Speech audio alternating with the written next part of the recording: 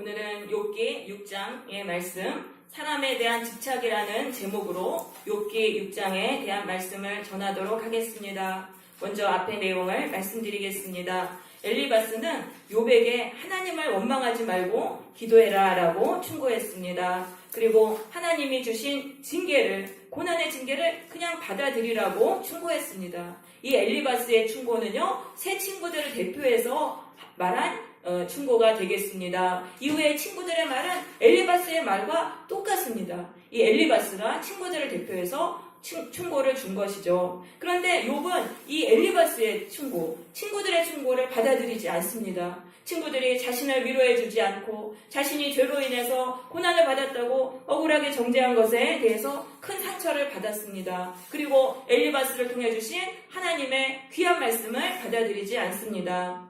6장 1절입니다. 욥이 대답해서 말했습니다. 나의 괴로움을 달아보면 나의 파멸을 저울 위에 모두 놓을 수 있다면 바다의 모래보다도 무거울 것이라. 나의 괴로움은 지금 엄청나다는 것입니다. 바다의 모래가 얼마나 많습니까? 그거보다도 내가 당한 고난이 더 무겁다는 것입니다. 내가 그렇게 너무나 엄청난 고난을 당했다는 것입니다. 그러므로 나의 말이 경솔하였구나. 경솔하였다는 것의 이 원어는요, 거칠다는 말입니다. 내 말이 그래서 거칠었던 것이다. 내가 받았던 고난은 이루 말할 수 없이, 헤아릴 수 없이 큰 것이기 때문에 내 입에서 그런 거친 말이 나왔던 것이다. 그런데 어떻게 너희는 내가 당한 고난에 대해서는 생각도 안 하고 나를 꾸짖기만 하느냐. 그런 말이 되겠습니다. 전능자의 화살이 내게 박힘에 나의 영이 그 독을 마셨나니 하나님의 두려움이 나를 엄습하여 치는구나. 지금 하나님이 욥을 향해서 화살을 쏘고 계십니다. 재앙의 화살을 쏘시는데 그 화살의 촉에는 독이 묻어 있어요. 그게 욥에게 박혔어요. 그래서 욥의 영혼이 지금 크게 상했습니다. 그리고 하나님의 두려움은 마치 적군이 지금 사람을 둘러싸서 공격하는 것처럼 욥을 계속적으로 공격하고 있습니다. 그런 엄청난 지금 일을 당하고 있는 거예요. 그런 속에서 어떻게 불평하지 않고 어떻게 원망하지 않을 수 있겠냐, 그런 말을 하는 것이죠. 5절입니다. 들나귀가 풀이 있으면 어찌 울겠으며 소가 꼴이 있으면 어찌 울겠느냐. 들나귀와 소는 먹을 게 있으면 울지 않아요. 먹을 게 없기 때문에 우는 거잖아요. 그럼 욥의 입에서 이런 원망과 불평과 탄식이 나오는 거는 그럴 만한 이유가 있기 때문이다라는 그런 말인 것입니다. 그러면서 6절부터는 갑자기 또 음식에 대해서 말을 합니다. 싱거운 것이 소금 없이 먹히겠느냐. 닭의 알 흰자리가 맛이 있겠느냐. 그 닭의 알 흰자리 소금 안 넣고 먹으면 아주 밍밍하고 아주 먹기가 참 힘듭니다. 그래서 나는 이런 음식을 만지기도 싫다. 나는 이런 거 아예 쳐다보기도 싫다. 이렇게 말을 해요. 그럼 이 소금이 안 들어가는 음식이 뭐냐면 친구들의 충고예요. 나에 대해서 내가 당한 고난은 이해해주지도 않고 위로해주지도 않고 그냥 바른 말만 딱 이렇게 해라. 원리 원칙만 딱 말해주는 그런 친구들의 그런 충고. 나는 그런 거 싫다는 것입니다. 나는 그런 거 정말 듣기도 싫다. 욥은 강한 거부감을 나타내는 것입니다. 자, 그래서 이 위로가 없이 주었던 엘리바스의 충고는 전혀 욥에게 도움을 주지 못했습니다. 우리가 아무리 좋은 말, 하나님의 말씀을 전한다고 해도 그 사람에 대한 충분한 이해와 이 위로가 없이 주는 그 말은 사실은 그 사람에게는 먹혀 들어가지 않는다는 것입니다. 때로는 남을 가르치려는 말이 아니라 정말 손 하나 잡아주고 내가 당신을 이해합니다라는 그 말 한마디가 그 사람의 마음을 더 움직일 수 있는 것입니다. 그래서 그 상대에 대한 위로, 이해, 이것이 반드시 있어야 되는 것입니다. 그러면 엘리바스는 왜 욥을 위로하지 못했습니까? 엘리바스와 세 친구들은 욥과 같은 고난을 당해보지 못했어요. 그렇기 때문에 욥을 이해할 수 없었던 것입니다. 고난당한 자만이 고난당한 자를 이해하고 구원할 수 있는 것입니다. 그러니까 내가 당한 고난이 다른 사람을 이해하고 다른 사람을 구원으로 이끌 수 있는 그런 도구가 된다는 것을 알아야 되는 것입니다. 내가 왜 고난을 당합니까? 나와 같은 고난을 당한 사람들을 이해하고 위로하고 그들을 구원의 길로 이끌어주는 그런 역할을 하게 되는 것입니다. 그래서 이 고난 속에 이러한 의미가 있구나. 이게 고난의 역할이구나. 이거를 깨달아야 되겠습니다. 그래서 우리는 고난 속에서 죽어가면 안 돼요. 어떻게든 고난을 이기고 내가 고난을 견딜 수 있는 사람이 돼야 돼요. 그리고 나와 같은 고난을 당한 사람을 위로하고 그들을 생명으로 이끌어줄 수 있는 그런 사람이 되어야 하는 것입니다. 자, 이제 8절에서 욥이 이렇게 말합니다. 나의 간구를 누가 들어줄 것이며 나의 소원을 하나님이 허락하시랴. 엘리바스가 5장 8절에서 말했잖아요. 내가 너라면 나는 하나님께 기도할 것이다. 내가 너와 같은 처지라면 나는 하나님께 기도할 것이다. 이렇게 말한 것에 대해서 욥이 말하는 거예요. 하나님은 내 기도를 들어주지 않으셔. 내가 기도해도 들어주지 않으셔. 왜냐하면은 하나님은 나를 멸하시기를 기뻐하시는 분이야. 나를 지금 파멸시키시려고 하시는 분이 내가 기도한다고 내 기도를 들어주겠냐? 하나님은 결국 나를 완전히 파멸시켜 버리실 거야. 이런 식으로 말을 하는 것입니다. 여러분, 하나님에 대한 부정적인 생각이 우리에게 꽉 찰 때 우리는 기도도 할 수 없어요. 기도해도 그 기도는 믿음의 기도가 되지 않기 때문에 이게 기도가 응답되지 않아요. 그래서 이제 기도를 포기해버리면 굉장히 위험해요. 그 다음부터는 사탄이 끌고 가는 대로 다 끌려다니면서 하는 것입니다. 그러니까 어떻게든 우리가 기도를 포기하지 않고 기도를 포기하지 말고 어떻게든지 기도를 통해서 하나님께로 가야만 하는 것입니다. 그런데 10절입니다. 그럴지라도 하나님이 계속적으로 나에게 재앙을 내리시는데 나는 그래도 내 기쁨은 뭐냐? 그래도 나는 하나님의 거룩하신 이의 말씀을 거역하지 아니하였음이니라. 이건 뭐예요? 나는 계속 하나님의 신앙을 붙들었다는 것입니다. 여태까지. 하나님은 나에게 계속적으로 재앙의 화살을 쏘셨는데 나는 그래도 하나님에 대한 신앙을 여태까지 붙들었다는 거예요. 그런데 이제는 더 이상 그럴 수 없다는 거예요. 그게 11절이에요. 내가 무슨 기력이 있기에 기다리겠느냐? 내가 어떻게 더 버티겠느냐? 내가 여기서 나의 기력이 어찌 들에 노세겠느냐? 나의 살이 어찌 노세겠느냐? 그러니까 나는 연약한 인간일 뿐이다. 나는 더 이상 이런 상황을 나는 버틸 수 없다는 겁니다. 나는 이제 하나님에 대한 나의 신앙을 포기하겠다라는 그런 말이 되겠습니다. 나의 도움이 내 속에 없지 아니하냐? 나의 능력이 내게서 쫓겨나지 아니하였느냐? 그러니까 하나님도 내 기도를 들어주지 않으시고 욥은요 자기의 삶을 지탱할 힘이 하나도 없어요. 너무너무 약해졌어요. 그러니까 그런 약해진 상황에서 욥이 무엇을 기대했냐면은 친구들의 위로를 기대었던 것입니다. 친구들에게 주는 그 위로에 힘을 얻고 자기가 좀 힘을 얻어보려고 했던 거예요. 그런데 친구들은 욥을 위로해주지 않았던 것입니다. 14절입니다. 낙심한 자가 비록 전능장을 경외하기를 저버릴지라도 그의 친구로부터는 동정을 받으니라. 어떤 사람이 너무 많은 고난을 당해서 낙심했어요. 그래서 하나님에 대한 신앙을 포기했어요. 비록 그런다 할지라도 친구들은 그 사람을 이해하고 동정해주고 위로해준다는 것입니다. 그게 친구의 역할이라는 거예요. 내 친구라면은 이 사람이 바른 길을 안 가고 잘못된 길로 가더라도 그를 불쌍히 여기고 이해해주고 위로해주는 게 친구의 역할이다. 그런데 너희는 왜 나를 위로해주지 않느냐라는 그러한 말이죠.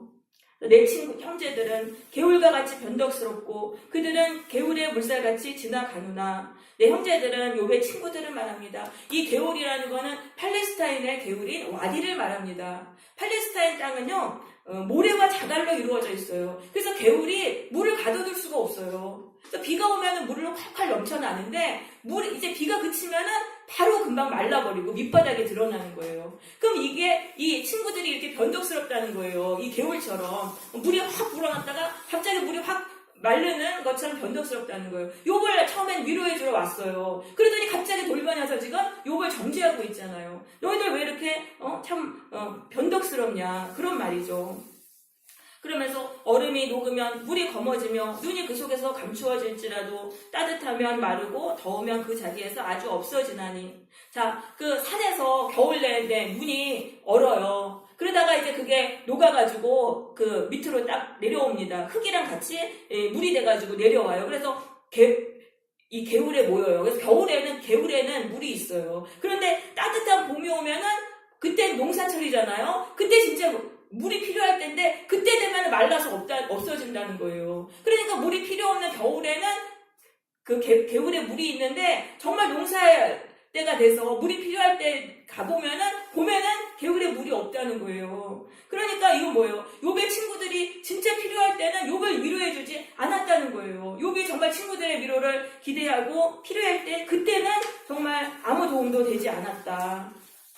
18절입니다. 대상들은 그들의 길을 벗어나서 삭막한 들에 들어가 멸망하느니라. 이 대상들은 먼 곳을 여행하는 무역상들을 말합니다. 19절에 대마의 때 스바의 행인들을 말합니다. 이 사람들이 긴 여행을 가는데 그 떼약볕을 여행을 가다가 물이 떨어졌어요. 목이 말랐는데 저기 메마른 곳에 개울이 보이는 거예요. 거기 무슨 물이 보이는 거예요. 그러니까 가는 길을 멈추고 또 그 삭막한 길로 가서 그 물을 찾으러 갑니다. 그런데 가서 딱 보니까 물이 없는 거예요. 가는 동안에 물이 다 말라버린 거예요. 그러니까 이제 망했죠. 다시 돌아가야 되고 물도 못 구하고 아유 내가 기대했던 내가 정말 잘못이지. 그래서 부끄러워하고 낙심했다는 그런 말이죠. 그러니까 욥의 친구들이 그랬다는 거예요. 욥이 기대를 했다는 거예요. 친구들을 통해서 내가 위로를 받으려고 기대했는데 막상 그 친구들이 위로를 안 해주니까 그렇게 큰 실망과 낙심을 가지게 했다는 것입니다.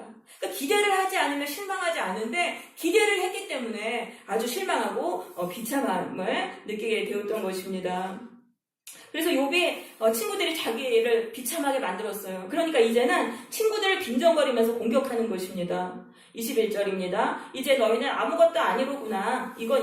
이런 뜻입니다. 이제 보니까 너희들 아주 형편없는 쓰레기들이구나. 그런 뜻입니다. 형편없는 쓰레기들이구나. 너희가 두려운 일을 본즉 겁내는구나. 지금 욥이 처참한 고난을 당한 걸 봤어요. 그걸 보니까 혹시 나도 이런 일 당하면 어떡할까? 그걸 겁냈다는 거예요. 괜히 욥의 편을 들어주고 욥을 위로했다가 하나님께 괘씸하게 여김받고 하나님이 또 자기들한테 이런 고난을 보낼까봐 그게 지금 부끄러워가지고 지금 발을 싹 뺐다는 그런 말인 것입니다.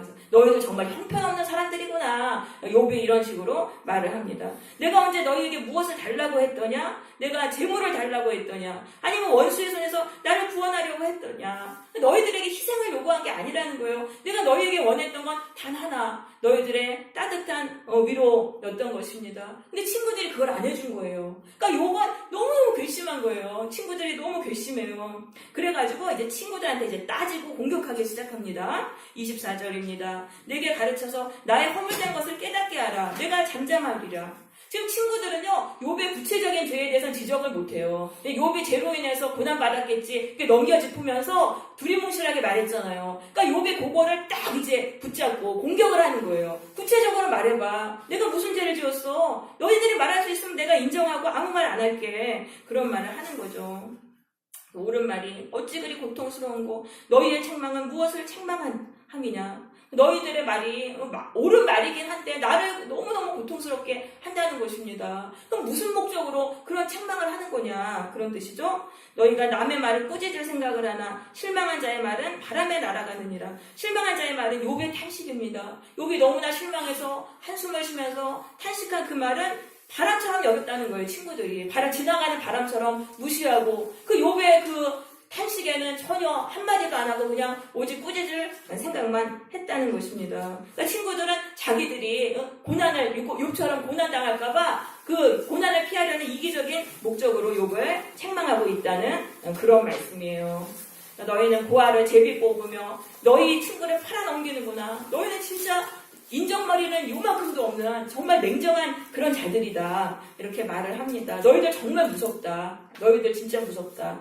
그러면서 이제 욥이 친구들한테 충고를 합니다. 28절입니다. 이제 원하건대 너희는 내게로 얼굴을 돌리라. 너희는 돌이켜 행악자가 되지 말라. 이건 뭐냐면요.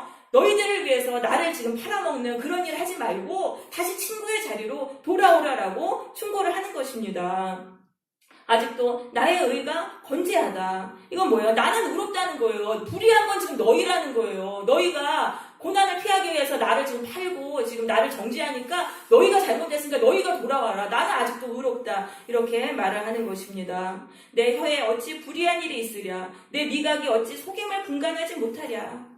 이 말은 이거죠. 내 말에 잘못된 일이 하나도 없어. 나는 그냥 옳은 말만 한다. 나는 옳고 그른 거 정확히 분별할 수 있다. 나는 옳고 너희는 틀렸다. 지금 욥이 독선에 빠진 거예요. 독선에 빠져가지고 내 말은 다 맞고 친구들이 틀렸다고 비난하고 공격하는 그런 것입니다. 이 욥의 모습을 볼 때 욥이 정말 의인이었 없다고 그렇게 말할 수는 없죠. 이 의인의 모습과는 참 거리가 먼 모습입니다. 그래서 의인은 한 명도 없어요. 의인은 없어요. 고난당하면 인간은 다 똑같아요. 다른 사람을 원망하고 하나님 원망하고 다른 사람 공격하고 나만 옳다 그러고 다 이렇게 되는 거예요. 그래서 우리는 어떻게든 고난에서 빠져나와야 돼요. 모든 인간은 죄인이에요. 그래서 우리는 고난과 싸워서 여기서 이겨야 되는 거죠. 네, 여기서 몇 가지 묵상할 점을 말씀을 드리겠습니다. 자, 하나님에게 실망하면 사람에게 집착하게 된다는 것입니다. 하나님에게 실망하면 사람에게 집착하게 된다. 욥이 지금 하나님께 신뢰를 잃었어요. 내가 기도해도 하나님은 들어주지 않으신다. 그러면서 욥이 친구들에게 위로받고 이해받는 것을 원하게 됩니다. 그런데 친구들이 그걸 해주지 않으니까 계속 그것 때문에 싸워요. 포기하지 못하고 계속 친구들한테 이해받고 위로받고 친구들한테 인정받으려고 그래요. 그래서 친구들하고 싸우는 게 27장까지 계속적으로 친구들하고 논쟁을 벌이는 것입니다. 이거는요, 욥이 굉장히 집착했다는 거예요. 친구들의 위로와 이해와 친구들에게 그런 것을 굉장히 집착했다는 것입니다. 그래서 하나님께 실망하면은 그다음부터 사람에게 집착하게 됩니다. 사람에게 집착하게 돼요. 그런데 사람에게 집착하는 그 집착은요, 분노와 공격성으로 바뀌게 된다는 것입니다. 사람에게 집착할 때 그 집착이 분노와 공격성으로 바뀌게 됩니다. 지금 욥이 친구들에게 분노해서 굉장히 공격하지 않았습니까? 그렇게 된다는 거예요. 왜냐하면 사람은 우리를 이해해 줄 수 없어요. 사람은요, 이기적이에요. 그렇기 때문에 자기 이익을 따라 행동하기 때문에 나를 이해해 줄 수 없고, 사람은 하나님처럼 나에 대해서 잘 알 수 없어요. 하나님만이 나의 모든 걸 아시는 거예요. 근데 사람한테 이해받고 사람에게 인정받고 위로받으려고 하면은 거기서 상처를 받게 됩니다. 그럼 그 상처가 어떻게 돌아오냐면은 그 상대방에 대한 그 원망과 공격성으로 나가게 된다는 것입니다. 그러면서 또 사람을 집착하게 되고 상처받고 또 원망하고 공격하게 되고 이런 악순환으로 계속적으로 들어가게 되는 거예요. 그래서 사람에게 집착하는 것이 굉장히 무서운 것입니다. 우리는 사람에 대한 집착을 버려야 돼요. 하나님만 의지해야 돼요. 사람은 누구도 나를 일으켜 세워줄 수 없어요. 하나님 앞에 홀로 서는 사람이 돼야 됩니다. 자, 그런데 이 집착은요, 죄로 인한 하나님의 형벌입니다. 이 집착 자체가 하나님의 형벌이라는 것입니다. 우리 창세기 3장 16절 주보에 있는 말씀을 같이 읽겠습니다. 시작. 또 여자에게 이르시되 내가 내게 임신하는 고통을 크게 더하리니 내가 수고하고 자식을 낳을 것이며 너는 남편을 원하고 남편은 너를 다스릴 것이니라 하시고. 네, 자, 하와가 범죄를 하니까 저주를 내리셨는데 너는 남편을 원하리라. 이게 남편에게 집착하게 된다는 것입니다. 그러면서 남편은 너를 다스리리라. 그럼 집착하는 대상이 그 사람을 다스리게 되는 거예요. 그 집착하는 대상으로 인해서 천국과 지옥을 왔다 갔다 하면서 그렇게 고통을 당하는 인생이 되는 것입니다. 그래서 내가 뭔가에 집착할 때 그거는 이미 내가 형벌을 받은 거예요. 집착이 있으면 거기서 반드시 상처받고 거기서 고통당하는 것이 되는 거예요. 집착만 없으면 그렇게 고통당하지 않아요. 그래서 이 집착을 우리가 버려야 돼요. 내 힘으로 버릴 수가 없잖아요. 그러니까 예수님께 이 집착을 내가 보혈로 씻어달라고 계속적으로 기도해야 돼요. 집착만 버리고 포기할 수 있으면 엄청나게 자유합니다. 그래서 내가 무엇에 집착하고 있는지, 내가 집착하고 있다면 나는 이미 하나님께 형벌을 받고 있는 거예요. 그래서 예수님 앞에 계속적으로 죄를 회개하면서 이 집착에서 풀어달라고 기도해야 되는 것입니다. 그 다음에 이제 사람에 대한 집착을 버리고 하나님만 의지해야 돼요. 다시 하나님께로 돌아가야 돼요. 하나님만이 우리를 구원해 주실 수 있어요. 주보에 있는 146편 3절에서 5절을 한 목소리로 읽습니다. 시작. 귀인들을 의지하지 말며 도움이 없는 인생도 의지하지 말지니 그의 복이 끊어지면 흙으로 돌아가서 그날의 그 생사가 쇠퇴하리라. 야곱의 하나님을 자기의 도움으로 삼으며 여호와 하나님에게 자기의 손을 드는 자는 복이니라. 네, 여기서 귀인들을 의지하지 말라. 귀인이라는 건 힘 있는 권력자들을 말합니다. 그 사람들을 의지하지 말고 도울 힘이 없는 인생. 이 사람들은 그냥 일반 평범한 사람들이에요. 아무 힘 없는. 그런 사람들 의지하지 말라는 것입니다. 그러니까 인간은 다 의지하지 말아라. 왜냐하면 인간은 숨이 끊어지면 그냥 죽어버리잖아요. 그러니까 인간은 나를 영원히 도와주지 못해요. 근데 하나님은 영원히 사시잖아요. 그러니까 하나님을 나의 도움으로 삼으면 하나님이 계속적으로 도와주시는 것입니다. 그래서 하나님을 우리가 나의 도움으로 삼고 하나님만 의지해야 되는 것입니다. 사람에 대한 집착을 이제는 다 버리고 마시고 하나님만 의지하시길 바래요. 하나님 앞에서 홀로 서는 거예요. 그리고 하나님께 나를 도와달라고 그렇게 기도하시고 그래서 고난을 이겨내야 되는 것입니다. 자, 그 다음에 고난의 때에 임하는 하나님의 위로를 붙들어야 돼요. 고난의 때에 임하는 하나님의 위로를 붙들어야 됩니다. 우리 고린도후서 1장 3절 4절 같이 읽겠습니다. 찬송하노라 주 예수 그리스도의 하나님이시요 자기 아버지시요 모든 위로의 하나님이시며 우리의 모든 환난 중에서 우리를 위로하사 우리와 하나님께 받은 위로로서 모든 환난 중에 있는 자를 위로하시는 것이로다. 네. 자, 하나님은 자비로운 아버지이십니다.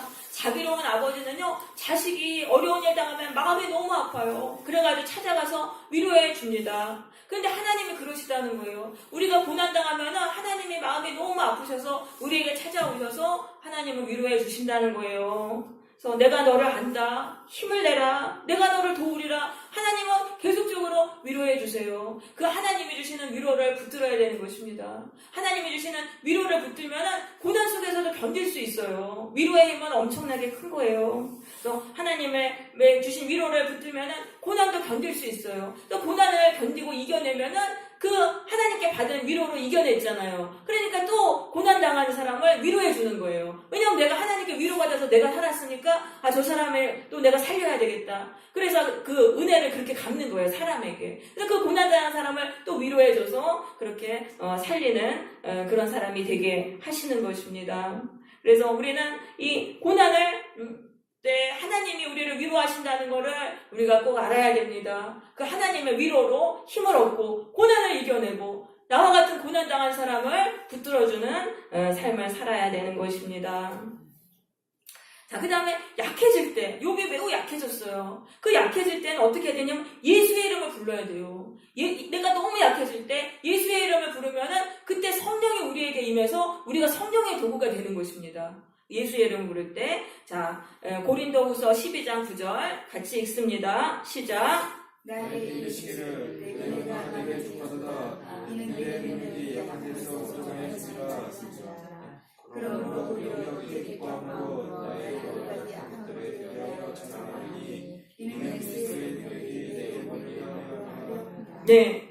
이거 바울이 이제 하나님께 기도했어요. 바울에게는 육체의 가시가 있었어요. 육체의 가시가 뭐 질병일 수도 있고 뭔지도 모르겠지만 바울에게 굉장히 좀 연약한 부분이 있었어요. 그것 때문에 복음이 걸림돌이 되는 거예요. 복음 전파의 걸림돌이. 그러니까 바울이 기도한 거예요. 하나님 나에게 이 부분만 좀 고쳐주세요. 기도했는데 하나님이 그걸 안 고쳐주세요. 그러면서 뭐라고 말씀하시냐면은 내 능력이 약한 데서 온전해집니다. 이 내 능력이라는 거는 그리스도의 능력인데요. 성령을 말합니다. 성령의 능력이 약한 사람을 통해서 거기서 완전하게 나온다는 겁니다. 성령은 사람을 통해서 역사하세요. 그 딴 사람을 살리는데 사람이 연약할 때 성령이 거기서 그 약한 사람을 통해서 성령의 능력이 완전하게 나간다는 거예요. 그러니까 바울이 그 연약함 때문에 바울을 통해서 성령이 크게 역사하셔가지고 세계선교회를 감당하게 된 것입니다. 그러니까 바울을 통해서 사람을 살리는 역사가 그렇게 크게 일어나서 그래서 세계선교를 감당하게 된 거예요. 그러니까 우리가 약할 때 나에게 성령이 임해서 내가 성령의 도구가 되는구나 라는 것을 우리는 알아야 됩니다. 내가 강하면은 성령이 임해도 성령의 능력이 요만큼밖에 안 나와요. 근데 내가 약하면은 거기서 내 안에 성령이 임하시잖아요. 그럼 그 나의 약함을 통해서 성령의 능력이 100%로 나오는 거예요. 그러니까 그래서 바울이 그걸 깨달았어요. 내가 이렇게 큰 일을 감당할 수 있는 건 나의 약함 때문이었구나. 그래서 내가 성령의 도구가 됐구나. 이런 걸 생각하면서 나의 약함을 기뻐했다라는 그런 말씀인 것입니다. 그래서 성령은요, 약한 사람에게 오셔서 고난당해서 자아가 박살났어요. 그런 사람을 오셔서 그 사람을 도구로 사용하세요. 그 사람을 성령의 도구로 사용하셔서 다른 사람을 살리는 일을 하게 하시는 것입니다. 그래서 우리 성도는 내가 약해졌을 때 성령의 능력이 나에게 임하기를 기도해야 돼요. 예수의 이름을 부르면서 내가 이렇게 약해졌으니까 내가 성령의 도구가 되기를 원합니다. 나를 통해서 사람을 살리는 일들이 일어나기를 원합니다. 우리는 기도해야 할 것입니다. 네, 그래서 이 고난이라는 건 뭐냐면 나의 견고한 자아를 박살내는 거예요. 내가 견고한 바위덩어리 같은 자아로 있으면은 성령님이 나를 통해 역사하실 수 없어요. 그러니까 이 고난을 통해 가지고 우리를 가루로 만드세요. 그리고 매우 약해지게 만든 다음에 성령의 도구로 사용하셔서 우리를 통해서 사람을 살리는 놀라운 일들을 하게 하시는 것입니다. 그래서 고난이 유익이라 주님이 말씀하셨던 것입니다. 내 자아가 가루가 되는 이 쓰라린 아픔 뒤에 성령의 도구로 쓰임받는 축복을 받게 되는 것입니다. 여러분, 고난으로 인해서 내가 약해질 때 예수님의 이름을 부르시기를 바랍니다. 성령의 능력이 우리 가운데 임하게 될 것입니다. 그래서 성령의 도구가 돼서 죽어가는 사람들을 살리는 그런 도구로 쓰임받게 될 것입니다. 아멘. 네, 찬양을 같이 하고 또 기도하도록 하겠습니다.